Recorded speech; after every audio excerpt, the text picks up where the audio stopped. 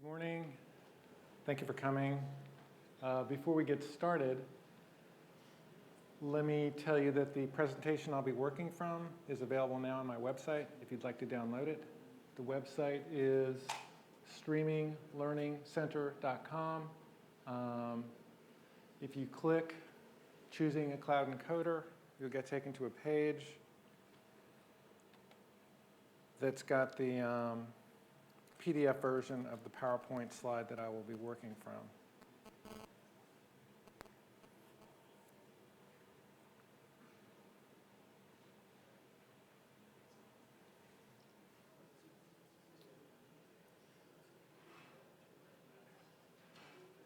So that's right here. Once again, it's streaminglearningcenter.com, and it's the top article.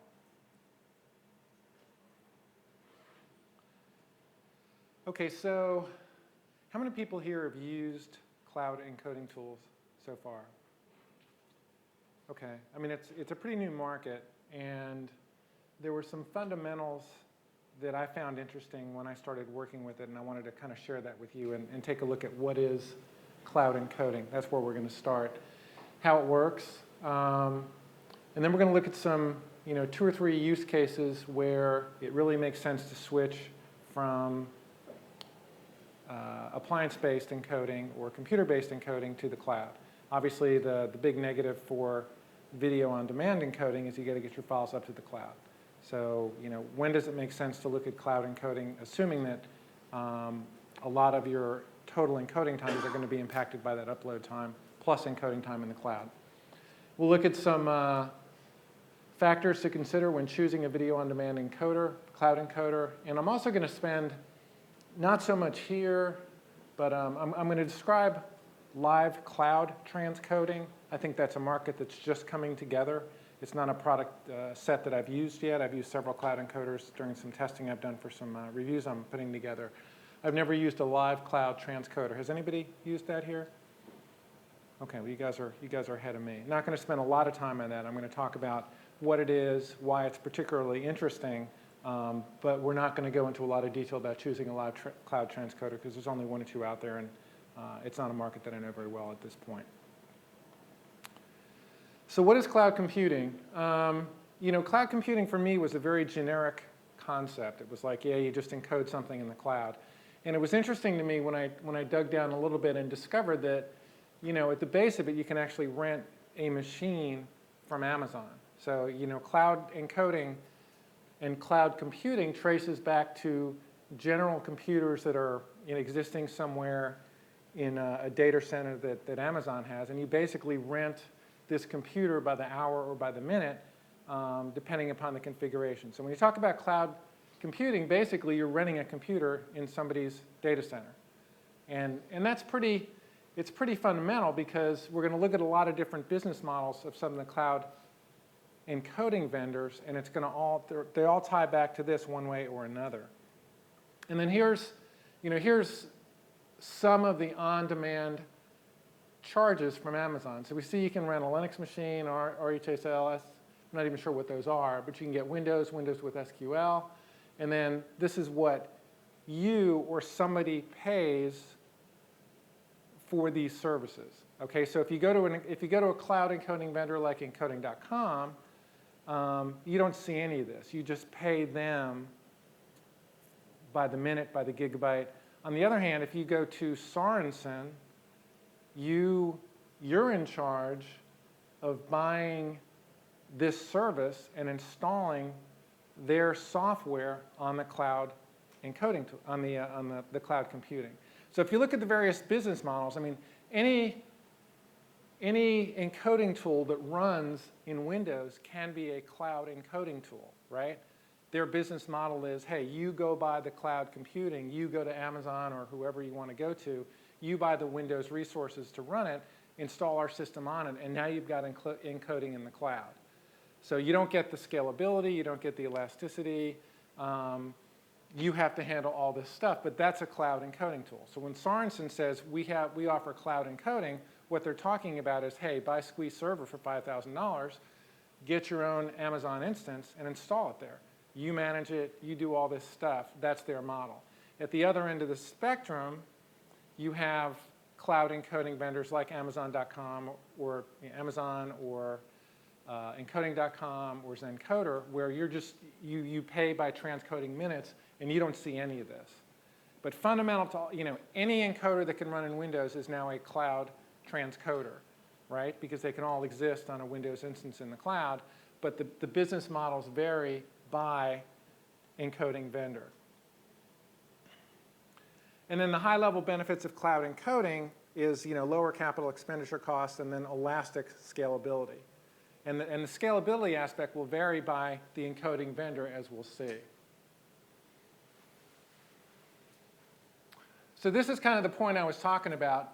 At one level, any encoder that runs on Windows or in Linux can be a cloud encoder. You buy the instance in the cloud, you install the software itself, you've got a cloud encoder.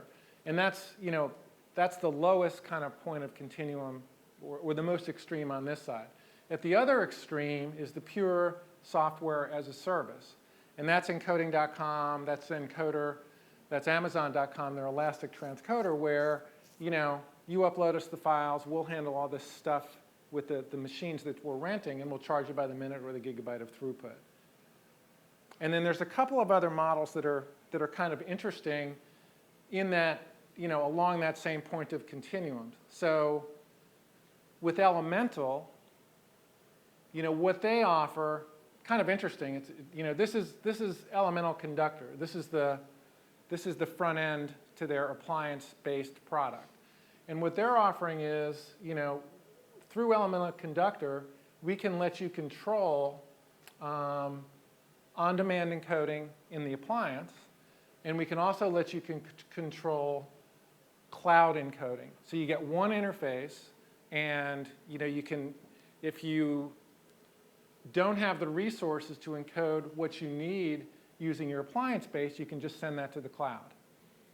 Okay, so they're doing a hybrid service where you've got one control panel for both your appliance-based assets and your cloud-based assets. But they don't charge per minute or by gigabyte. With them, you choose a number of instances. You say, I want 10 maximum instances to kind of control your cost. And then you determine how many are spun up at all times. Say, I want 2 ready for encoding at all times with a maximum of 10. And then there's a price for that existing model. So it's not pure SaaS, it's not pure software as a service, right? You're not paying by minute. You have to buy a certain number of instances, you have to commit to that price in order to get this particular business model. And then Vantage, the Vantage Cloud, they're offering the same, you've got one user interface that can control both your appliance-based offerings, stuff you have installed in your own encoding farm, and also the cloud-based service.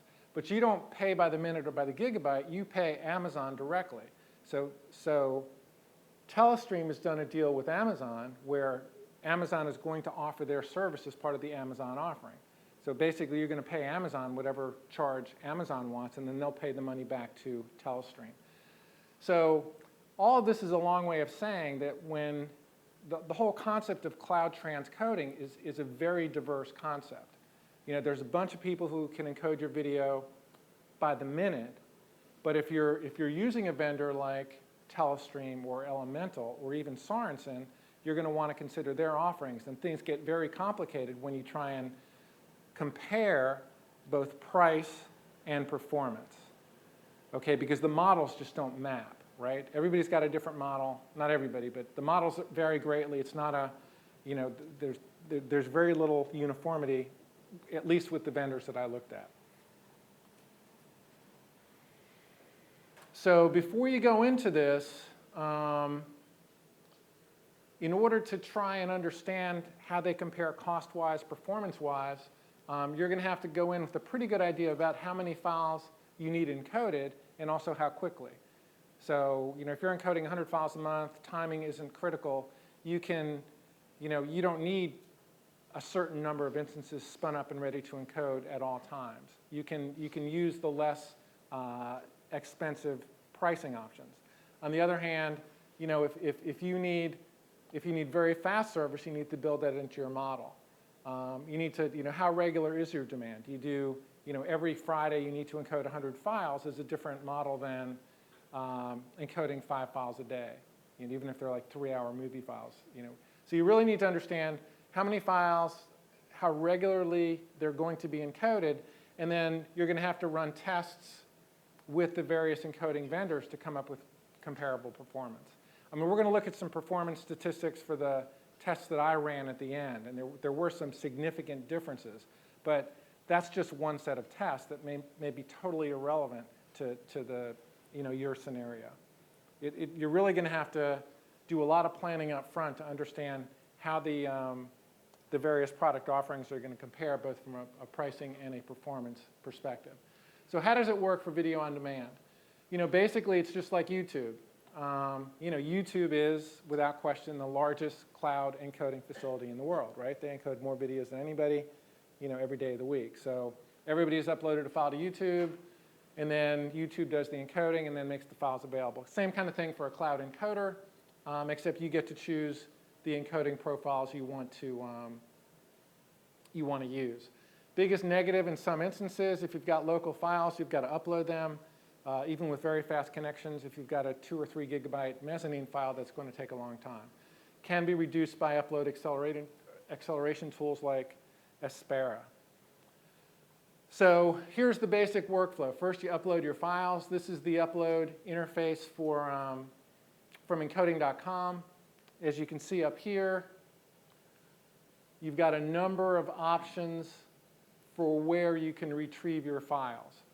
So most of the mainstream encoding vendors are going to give you a lot of these options, but not all of them. Most encoding vendors also let you encode from a watch folder. They give you a high-speed desktop uploader that may have upload acceleration from Aspera. And then most of the mainstream houses also give you an XML-based API. So you're going to have a number of options to get your files up to the cloud. And this is going to be, if your files are here, you can't use the Amazon Elastic Transcoding service because they only take files from here. So one of the things we're going to cover is checking that you can input the files at their current location. So here you input your files.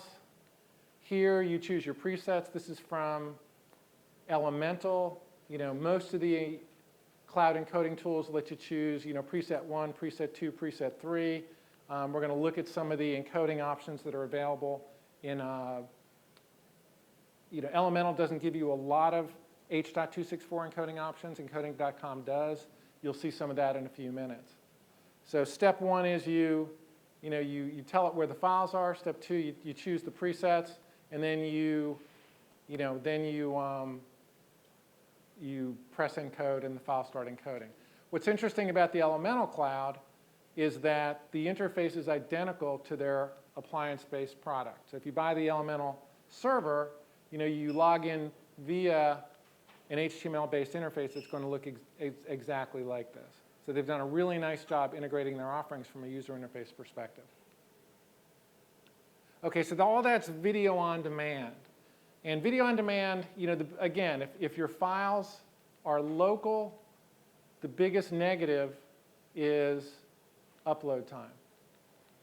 On the other hand, this is the live workflow. So this is live cloud transcoding. I think this market is more immediately beneficial to a large number of live event producers for a couple of reasons. Number one, what's the biggest problem a live event producer has? Getting the files out of the building. If you're broadcasting from a studio, that's one thing, but if you're on location at a concert or at a soccer game or at a church or at a graduation, you've got to get your video out of the building. And typically, you've got very limited bandwidth. So if you're encoding 6 or 7 iterations of a file, you may need 7 to 10 megabits per second of outbound bandwidth to get all those files out of the building. With cloud transcoding, you get one file out of the building, you send that to the cloud transcoder where the 6 or 7 files that you need for your adaptive group are instantly created and then streamed out. So, live transcoding I think is great because A, it avoids the problem of outbound bandwidth, which is, every event I produce I have a problem like that. And number 2, you dramatically reduce the cost of the encoding tool on location. You can literally go with a laptop and Telestream Wirecast. Send out a 3 megabit per second stream and let the cloud transcoder split that into the files for your adaptive group. So it's a very interesting market, very dynamic. In the States, there are a lot of players entering this market in the short term. We saw a couple of people who are using live transcoding. Anybody want to talk about what they're doing with that? Did you guys using it? Yeah, but we used Wowza in the cloud, so it's a little Okay, so it's the same thing though. So Wowza has a cloud transcoding tool. You send, it's so Wowza is, you rent the transcoder from them, you send them the file, and then they do the different, they split it up in the cloud for you. I think for Wowza you just install, basically you install you spin up the package. Okay. It's like starting like Amazon machine. Okay. And you run it as your own server. So you're in charge of putting out the machine. Why did you guys move to that schema? Yeah, especially for what you said, because we can just we have at the premises we only need like a single.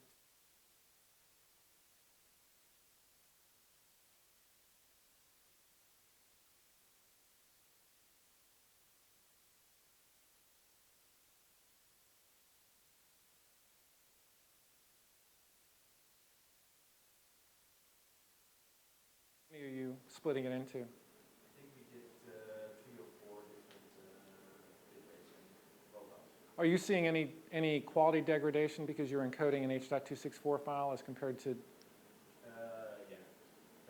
I think it's what we basically do. What you can do is you can make like a 6 Mbit full HD file that's your main source, and then you can also transmit that further, so you don't have to. That's right. You don't have to re-encode them all. Yeah, I think this is, if I have a studio and I've got unlimited bandwidth out, I still may want to buy a really high volume, big iron type encoder to encode those files once and get them out of the building. Because I think the negative about live cloud transcoding is some of the streams, you're sending out a 3 or 4 megabit per second stream, and that's the source file for the subsequent encodings for the lower bandwidth adaptive files. So you've got double H.264 compression on those files. So, and that's, I've not done any comparison work to see how much degradation there is in those type of files, but if you've got the bandwidth and you've already got the encoder, I wouldn't switch to transcoding because I think there may be a quality loss.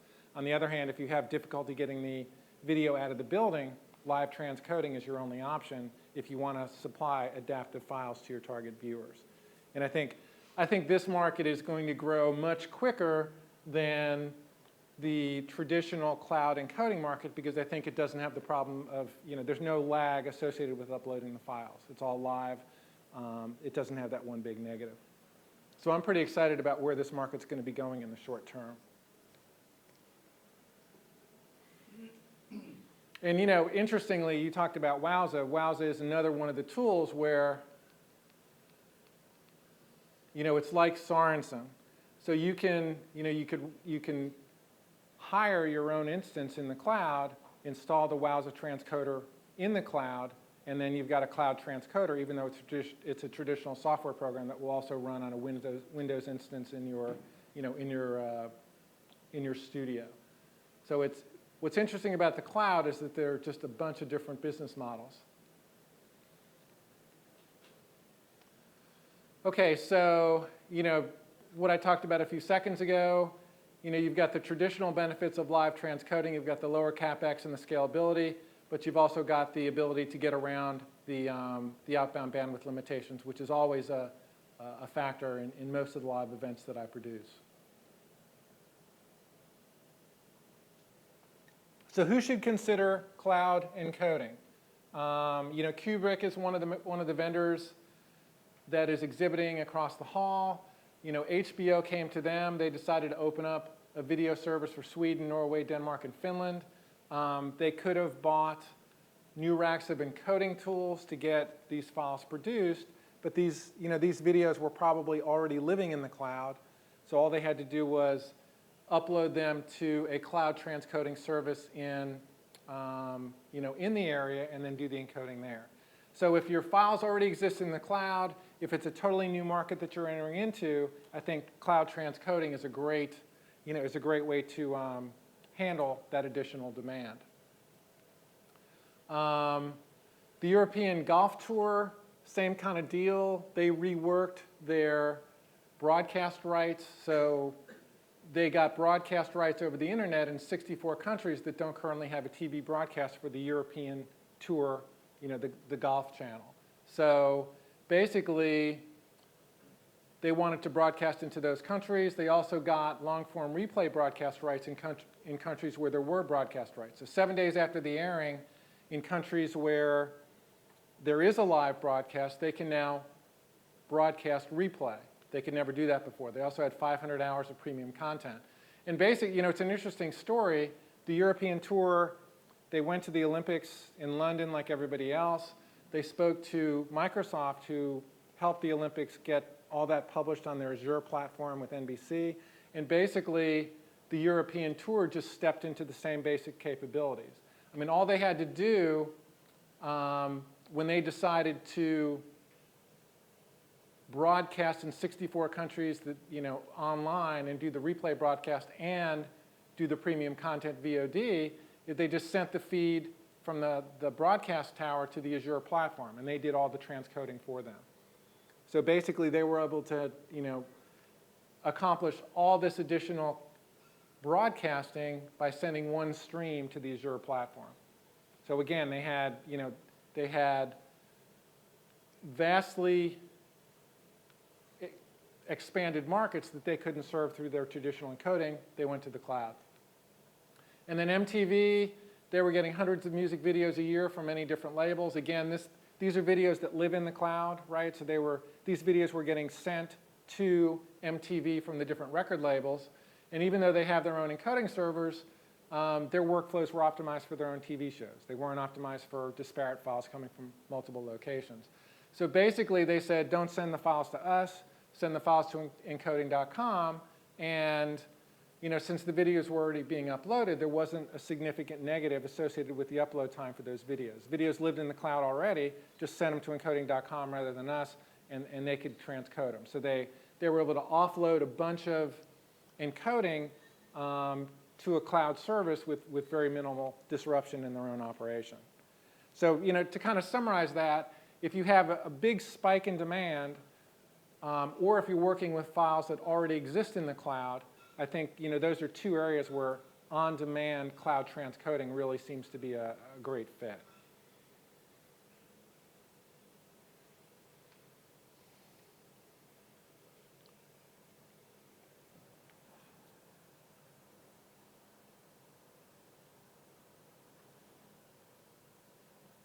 And then, we talked about live.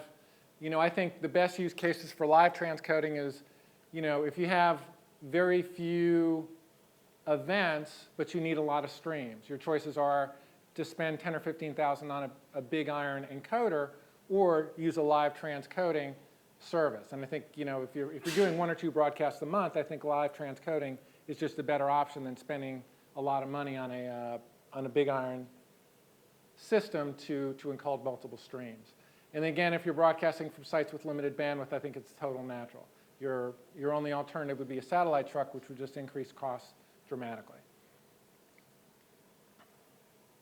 Okay, so looking at the video on-demand cloud encoders.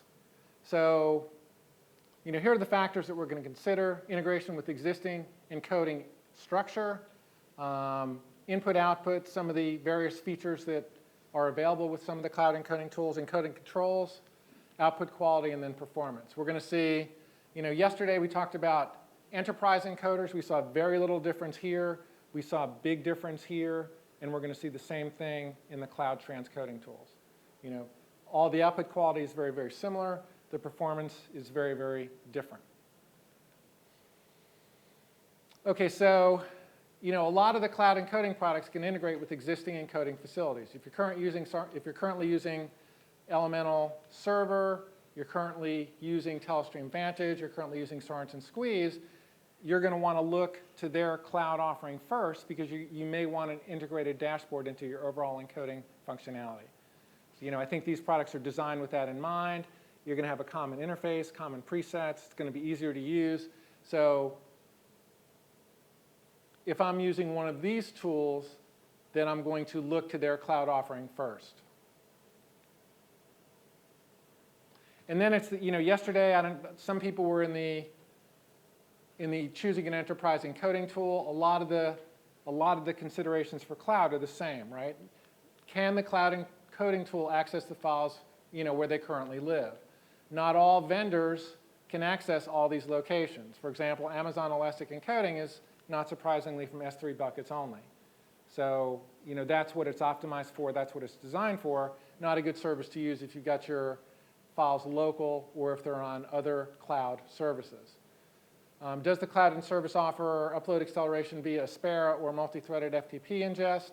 Aspera, if you've got very, very large files, Aspera is a technology that can upload time, it can decrease upload time by, I've heard, as much as 10x. I'm not sure I believe it, but that's what some of the claims are. So if you're looking at a cloud vendor, integration with Aspera is going to be critical if you have large mezzanine files that you need to upload. And then, can the cloud encoding service input files in their existing format? So Amazon, I don't mean to pick on Amazon. It's a very new tool. It's run by a very capable person, one of the, Ben Wagner's one of the most impressive compression guys around. But in its current state, it's a very nascent, very poorly featured tool. I think it's going to grow, but for example, it doesn't input ProRes files. So, many, many video producers who are doing editing output in ProRes. So, I think that's a pretty critical feature if you're working with ProRes files. Bottom line, don't assume if you're working with, MPEG-2 transport stream files from your cable vendor, ProRes files, AvidDNX files, RED, other camera formats, you need to check and make sure that the cloud encoding vendor supports them, because the support is not universal. On the output side, this is pretty simple stuff. You need to understand, basically all the formats you need to output in or think you will be outputting in over the next 12 to 18 months, both single file and adaptive, and then all the caption-related tools. Not everybody needs to worry about captions, but those that do, it's going to be critical. Everybody knows it's a total pain in the rear to get that done correctly, both for broadcast and for streaming. So you need to make sure that the cloud encoding vendor supports this. Very few of the newer tools are going to support this. This is a feature that's going to be added later rather than sooner. And if you're also doing DRM-type packaging for DivX or Widevine or PlayReady or Flash Access, then you need to make sure that the cloud encoding vendor supports them. Encoding.com does, Encoder does, a lot of the more advanced tools do, Elemental does, but some of the newer guys will not. You need to be able to deliver the files as comprehensively as you can retrieve them. So you need to make sure that it can send the files where you need to send them. And then a lot of the more advanced tools have integration. Can they send a file to YouTube? Can they send it to WordPress? Can they send it to Drupal and Joomla? If you're working with these content management systems, it's nice to have an encoding vendor that can integrate with them. Most of the high volume users are going to use the API. If you talk to Encoder or Elemental or Encoding.com, it's like 98 to 99% of their customers use the API. But some, it's not only high volume customers who may want to use the cloud. It may be low volume customers. And some low volume, you need to make sure that the API, how people are going to interface with the tool matches their capabilities. So if you've got a low volume non-technical user, it's all about the user interface. And some services like Encoder, they don't have a user interface. They don't. You can't upload a file. You can't choose a preset. The things we think are fundamental to encoding tools, they don't support because they don't want to invest in it because none of their users, their high volume users, use it. And Encoding.com's, they don't have the prettiest UI because they're not optimized for that. They are optimized for API. So if you're a high volume user, you need to check and make sure that it's well documented, that it's got wrappers for other programming languages, and that it gives you all the feedback you need to do things like progress reporting and other critical functions like that. So key thing is, does the interface match the capabilities of the user? If it's a non-technical user, can they use it? Encoder, the answer is no. If you're a high-volume user, again, it's all about the API. Encoding controls, again, I'm not picking on Amazon. They don't offer CBR, constant bitrate encoding. So if you're doing adaptive streaming, a lot of the white papers recommend you use CBR. They also don't offer, HLS output, HDS output, all that stuff. So you really need to, especially with the newer tools, you need to make sure that they give you the encoding controls and the outputs that you need. And then here's a screen we talked about a few minutes ago. Encoding.com gives you access to all the discrete X.264 encoding controls.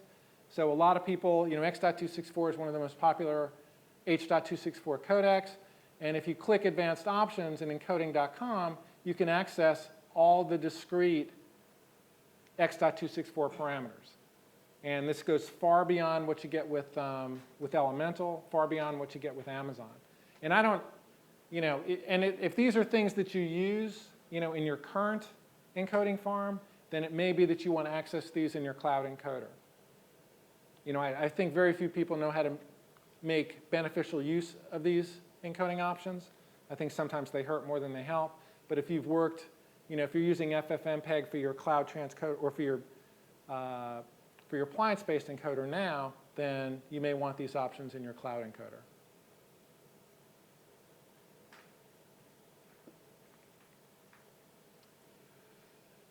And then, some other features that you want to consider. Encoding.com has a very rich interface that lets you choose to use 4x cores for default. You can double the encoding speed.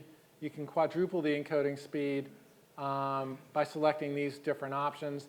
That's nice if you need to accelerate critical jobs, and of course you're going to pay a premium price for that. Not all vendors offer this. Amazon, for example, just gives you one bucket, and then all you can do is create a new bucket that may have a higher priority, but you don't get accelerated encoding. Some of the cloud encoders are offering some basic editing functions, trimming, concatenation, which can be important if you need to edit some of the files that you've got in the cloud already. Pricing, very frustrating to try and compare. Encoding.com is based on gigabytes in and out. So I'm sure they have a good reason for that, but that makes absolutely no sense to me. You pay less if you send them an MP4 file than if you send them a ProRes file, because their pricing is based on gigabytes in and gigabytes out. All of the vendors let you choose the price based on how much you want to commit to. If you commit to a high volume, you get a lower price. So trying to compare somebody encoding based on gigabytes and somebody encoding or charging based on minutes is pretty frustrating. Encoder, they're charging based on the minute of encode time. That kind of makes sense to me. Again, I'm sure Encoding.com has a real good business reason for charging by the gigabyte. Amazon, same thing. And Amazon's really not going for predatory pricing, right? They're at 3 cents a minute, and that's pretty much the same prices as the mid-level option in Encoder. Comparing pricing for these two tools would be simple, right? But trying to compare this to this is very frustrating. It's pretty challenging to do. And then Squeeze Server, again, this is kind of the Wowza Squeeze Server implementation. You basically buy the software and you pay your own Amazon compute charges. You buy the system, you install it, and you pay Amazon. And then Vantage is going to, again, you're going to buy the encoding functionality from Amazon, and as far as I know, the pricing's not been set. But they're going to offer the service through Amazon. You're going to pay for everything to Amazon, nothing to Telestream. So, the bottom line, if you want to compare pricing, you've got to do your estimates both, you've got to pick the vendors that you think you may want to use or at least consider. Encoding.com is one of the largest. There's somebody that you may want to consider. and then you need to do what you can to figure out what it's going to cost for the estimated charges, the gigabytes or the encoding minutes that you see yourself using. So if you had a blank piece of paper, and you said which one of these methods there, if you had a blank piece of paper, how would you prefer the charging model to work? What would you consider an ideal option? So if I had a blank piece of paper and I was doing it, I mean, I think it's not that easy. If I'm doing total software as a service, then I would probably do pricing per minute. That makes, that seems to really provide the best match between the service that's being performed and the charge associated with that. But if I'm elemental, and I'm most interested in duplicating my infrastructure in the cloud so it can handle overflow, then I understand that the per minute charge model may not work. So I think as a pure software and a service, I think per minute pricing is the easiest to understand, and again, the best match of what you're delivering with what you're charging. Whereas gigabytes is kind of again, you pay more because you're using ProRes 422 than, MPEG-4. I mean, that makes no sense to me. Well, it's very complex. We're struggling to find good ways as well, but you find some encodes are harder than others, so the amount of time the piece of material is not relevant to how an encode might take. Yeah, but ProRes has got to be computationally easier than H.264, I would think. Absolutely. So, but also, it's not a linear model. It depends on Yeah. There's so many options you can. And that's I'm really not disrespecting Encoding.com. They're very, obviously a very reputable company, and I'm sure their business model makes sense to them. I just don't understand it. And what's frustrating to me is that, I like, I like things in nice, neat models that you can just, say this one's more affordable or this one's more expensive. And you really can't when you've got so many disparate techniques of pricing. There's, it really comes down to you're figuring out exactly what you're doing. Again, how many files you're encoding, what the priority is, and then, based on those facts, looking at all the different alternatives and coming up with the price per alternative. So it's I can look at, anyway, it's not a very simple solution. Okay, so quality. Didn't see a lot of quality differences, but you guys will see the files, some of the results. Again, you can download the handout at streaminglearningcenter.com, and that'll give you a better look at some of the comparisons that we're going to look at. We're going to look at encoding performed by Encoding.com, Amazon, and Elemental. And I've used standard test files for years, and all three services couldn't input the same file. So we're going to see some small differences in color, some small differences in detail. That could be, the Amazon couldn't import ProRes, so they had to use MP4 source. MP4 is an encoded file. It's less quality than ProRes, so that's one difference. This is not an elemental fault. I mean, I created my old HD test file 3 or 4 years ago. It's got the QDesign audio codec in it. There's no reason Elemental should handle the QDesign audio codec. It's if you're working in QuickTime, it's not a problem, but they designed their system, in the cloud, so they didn't really look at all the QuickTime options. So they couldn't handle this codec, so I had to use a ProRes 444 file, which is not critically different than the ProRes 422, but you're going to see little color differences between the Encoding.com output and the Elemental output. And I think that could result from the different input files. I'm going to go back and get one file encoded with Elemental and Encoding.com. So when this review is going to be published probably in the next 6 weeks. So I'm going to go back and normalize that, but the files you're going to look at, there are slight color differences. So we're going to look at 3. Can we shut the lights real quick? Would that help, or can you guys see this okay? Again, you're going to get the best result in the PDF file. This is a piano scene. If you look at the PDF, you'll see that there's text here, the name of the piano. I think it's a Steinway. And you'll see the text is a little bit more readable here and here than it is over here. But again, it's not a night and day difference. My wife has a ballet company that I have the honor to film every year, which is why I've got plenty of ballet clips in my test clip. This is Amazon. This is working from the encoded MP4 file. I see a little bit less retained detail here than I see here and here. A little bit less detail here than I see here and here. But again, this isn't a night and day difference. If you didn't see these side by side, you wouldn't say, this one's awful, this one's wonderful. This is probably the most striking difference. This is Amazon here, again, working from an encoded MP4 file because they didn't input ProRes. Here's Encoding.com, here's Elemental. I think both of these are a little bit higher quality than this, but again, the difference isn't striking. I don't see a lot of difference between this and this. When you look at the PDF file, you'll see that this one looks a little bit lighter, a little bit bleached. And I don't know if that's an encoding artifact or just the difference in the input file. So high level, I think you need to run your own quality tests and comparisons, but I wouldn't expect a big difference between any of the, they're all going to say they've got the best quality by far. I think you're going to see very minimal qualitative difference. Did those guys state what engine they use? So, is that around the same we use FFmpeg or their own tools or encoding? These, Encoding.com uses X.264.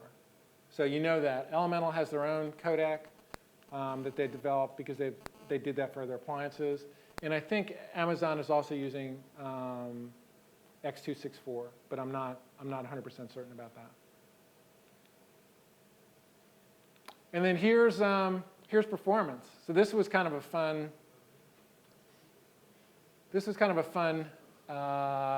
Comparison. So this is a 52-minute concert file, 1080p, that I encoded to 11 different presets.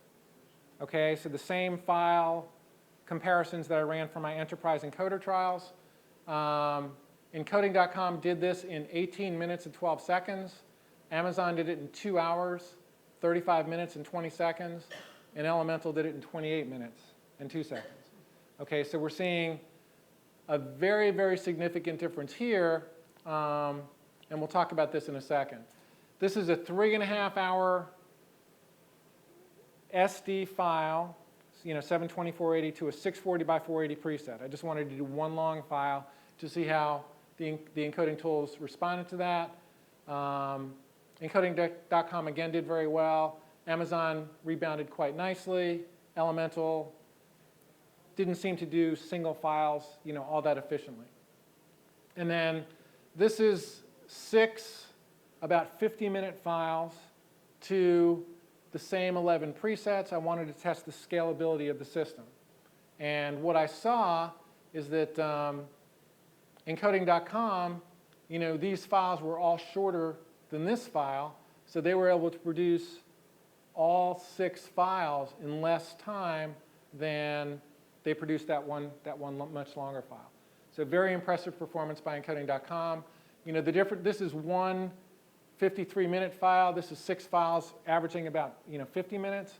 And the difference in encoding time isn't, the scalability in this system is very, very impressive. Is there any scaling going on in those? Pardon? Were there any scaling going on in those? Okay, were there any scalings going on? Yes. That often is a larger influencing code time. Yeah, this one started out at 1080p and scaled all the way down to 392 by 220 at the lowest resolutions. These ones started at, I think, 852 by 480 and scaled down to 392 by this one was 720 480 to 640 480. So very little scaling. Because of the time here and because of it was very challenging or very time consuming, let me say, to enter these 11 presets, and because the time was pretty slow here, I didn't even try this on Amazon. I don't know how they would scale, but it would have taken me like 20 minutes to enter the test. I did all these tests 3 times and averaged and I just didn't want to go there. Elemental, same 6 files they did that in 3650. So again, this is one file, 53 minutes. This is 6 files averaging 50 minutes, and they did it in about 37 minutes. Again, pretty impressive scalability. Okay, what are the problems with this? And again, I'm going to go back and do some final. I think the tests, I think Amazon is going to be very slow in this use case. I think these, there may be some differences, but I think, the numbers are pretty close at this point. What are the problems with this? Elemental does their encoding on a per job basis, just like their appliance tool. So this 11 files, or 1 file to 11 outputs was 1 job. On the other hand, if I broke it into 2 jobs, then this number went down to 20 minutes because it's scaled well within that paradigm. So there, you can always do some adjustments to kind of get the time down. So it's not an apples and apples. The other thing is that all encoding times were in twin turbo mode. So this was the most expensive encoding. I just wanted to see how fast they could go. I'm going to go back and test without twin turbo, and when the review posts, I'll post what those comparison times are. One other thing is, with Elemental, the business model is you decide how many instances you're going to keep spun up, right? So if you say I want all 10 instances spun up, and then you throw files at it, those files start encoding right away. If you say I don't want to keep 10 instances spun up because I don't want to pay for it, it takes 5 minutes to spin up those instances. So these times, I'm going to go back and I'm going to do it with and without spinning up to kind of present them differently. But if you're starting from a dead stop, each one of these is going to be 5 minutes longer. If you're starting from everything spun up, you're going to have times that are closer to that.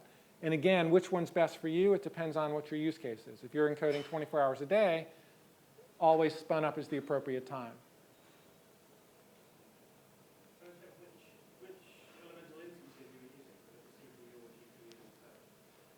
Good question. So the question was, which elemental instances was I using? And I was using GPU, because that's the fastest for. So you'd think it would be very easy to come up with apples to apples comparisons in encoding time, and it's just not. It's job size, it's startup time, it's encoding performance options to get to to the same place with all encoding tools. And and even the queue times relate to the pricing plans that you choose. These were all free accounts provided by the vendors. Of course, I had no queue time, because they wanted to put their best foot forward. If you're opting for the cheapest plan, you're going to have a queue time, and your performance differences will also vary. The other thing is, how many people could care less if the encoding time was this versus this? Because I think if you're encoding overnight, unless you're a 24-hour news organization, I wouldn't think that 10 minutes would make a huge difference either way. I guess you guys differ. But certainly this one is a big red flag, but as between this and this, I just don't see enough of a difference to really spin it one way or the other. And then, as I said at the start, I don't have a lot on the live transcoding market. I think we're going to be doing a lot more work on this later this year and by early next year. But this one I wanted to focus more on the cloud. Any questions? We've had a bunch. Do you see security, robustness, reliability as issues, or are they all just kind of the same?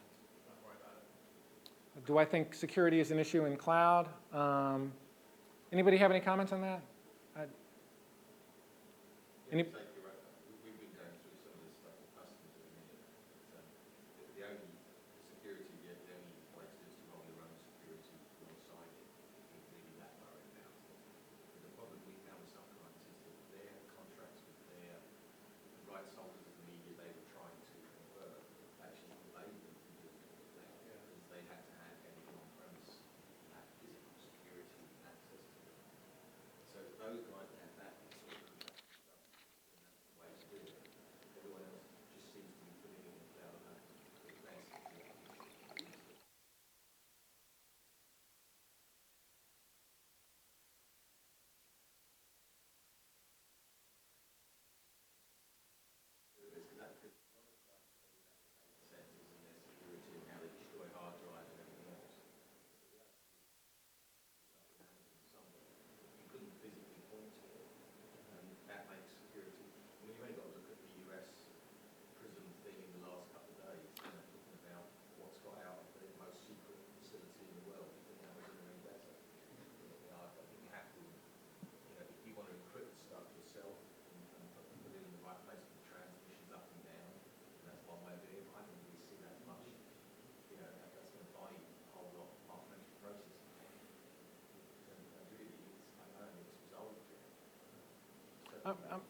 you see more and more of the studios going to the cloud for their, because it's almost impossible to do some of the stuff they do outside of the cloud. The new iPad comes out, they need to re-encode a 5,000 movie library to support that, or HLS. So it's almost impossible to do that on premise. So I think a lot of them are having to move to the cloud. It's their, in that case, it's their content, so they're able to, they have the pure right to, whereas if it was That's a good point. I mean, there is, but you would think that they'd be as careful with their content. They're making a decision about their own content, saying we don't think there's a big security problem. Obviously, if you're contractually prevented from by the people you're getting the video from. But we're seeing HBO in the cloud. Again, that's third-party content. But I mean, there's just a lot of that. They're the perfect vendors for the cloud because a lot of their resources exist in the cloud, and they're also the most security conscious. And I think going back to the original part, cloud sounds like this, amorphous thing, but it really does come down to a hard drive somewhere. And as you said, so it's, I don't think it's any less secure than what you could do in your own facilities. But that's me. That's why I wanted to hear what other people were saying. I did a study 2 years ago on Transcoding, and the findings of this study, regarding the cost of Transcoding, I think was like you need to be aggressive content, process it, and outgress. And what I found is that the main price was to be transferring files. If you pay as the usual normal model of an Amazon, if you just do something more private, it's different. But in the processing cost, was a comparison to the moving cost. So this was 2 years ago. Is it still the same? I mean, is it still that the main cost, I don't say about licensing the software and running the service, but the main basic cost, is it still moving the files, or is it more getting to the processing, or you need to change it?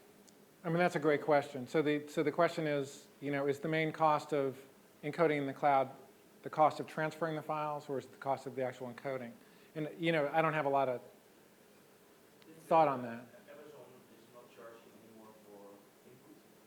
So what you said about getting like high-res files in the studio, it doesn't cost money.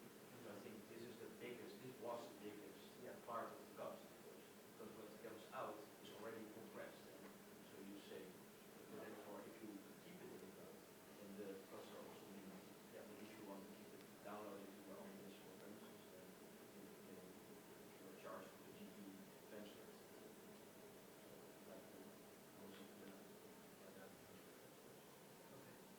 That's a great point. So the point is, Amazon no longer charges for input. So a lot of paying for the output of the post-compressed file is going to be a lot smaller portion of the cost.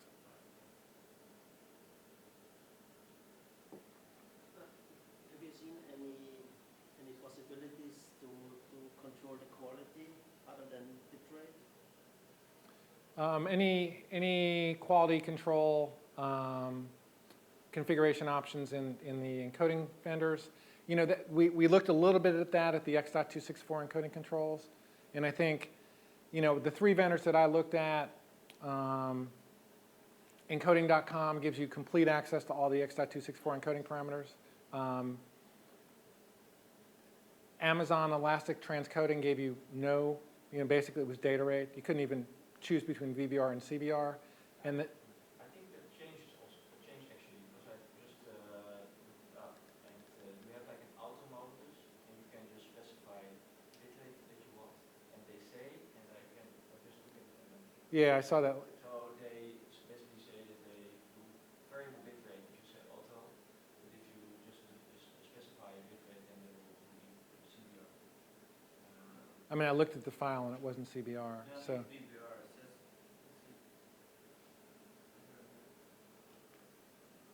they had made some changes in the last few days, it looked like. But How do you see it if you look in media info? Can you see it there? I'm sorry, say it again. In media info, so like the tool to It's not media. It's bitrate viewer and semaphore are 2 tools that show you the bitrate variance. So I'll go, send me a link to what you're looking at, and I'll check that. Either way, you get no access. To answer your question, you get no, I think you can choose the profile, but no really fine-tuning capabilities for H.264. Elemental in the cloud or their appliance-based offering gives you very little as well. And given that the quality was very similar, I don't see where you get a lot of benefit from having access to those controls. Any other questions? For adaptive bitrate formats, do you get the kind of controls over each representation within whatever it is, be it maybe HLS or you can say I want my HD, SD, mobile representations? Yeah. It's really going to vary by vendor. So Encoding.com gives you very good control of that. Elemental gives you the same level of control you get with their appliance, which is to say very good control. I'll have to go back and review this. I didn't see any of that in Amazon. And again, I think, Encoding.com, all the top tier cloud encoding vendors, I think they've got that handled. A lot of the sub-tier vendors, I wouldn't be quite so sure. And then the people who are bridging over from desktop encoding tools, I think they offer pretty much the same encoding interface, which is to say they do a pretty good job with it. Okay, call to session.